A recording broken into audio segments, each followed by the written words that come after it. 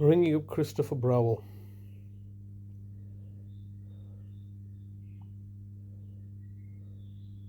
This is the Vodafone voicemail service for 07769247196. Please leave a message after the tone. When you finish recording, please hang up or press the hash key for more options. Yes, hello, good morning, Mr. Browell. It's Mr. Hussain here, once again, leaving yourself another daily message like a broken record. Today is message number 176.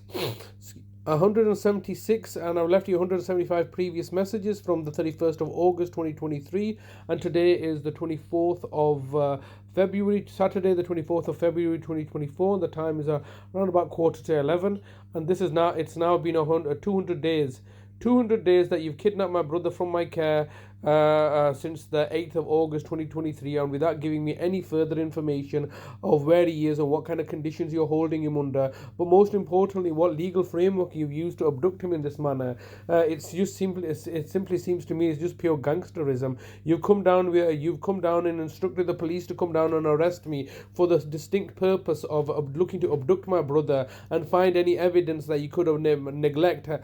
The reality being that me and my brother was in the garden.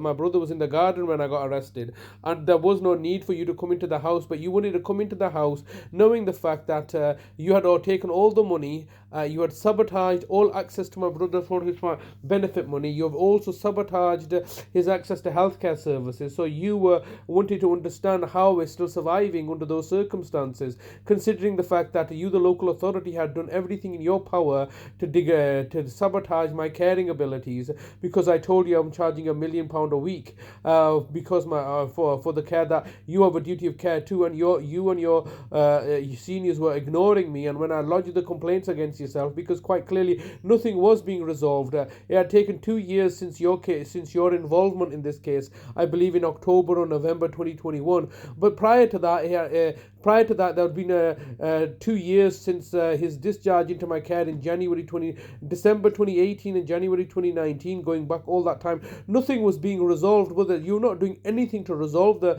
financial situation, considering the conflict of interest that had now been created between myself and you as a local authority, that you had criminally convicted me of defrauding my own brother, and then I was forced to care for my brother while you at the same time were looking to save on costs. So there was this aspect that was a conflict, and you were not doing anything to resolve the situation. I then had to proceed to put in place a lasting power of attorney, and as soon as you found out about the lasting power of attorney, the local authority, then proceeded to work with the public guardian, Nick Goodwin, to have that initially removed, just as you did in my mother's case. I mean, this is just a continuation of a decade-long enterprise. It's now been over a decade. You initially arrested me as a local authority in December 2013 under false allegations, then under a POCA case regarding somebody else, and now all of a sudden we are here over a decade later, and nothing's been resolved in this decade. All that's really happened is that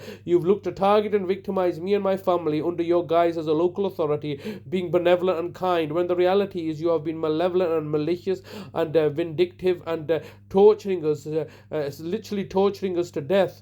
You've tortured and killed my brother Nazem in 2014. This year it's going to be a decade now that my brother Nazem's been murdered by yourself.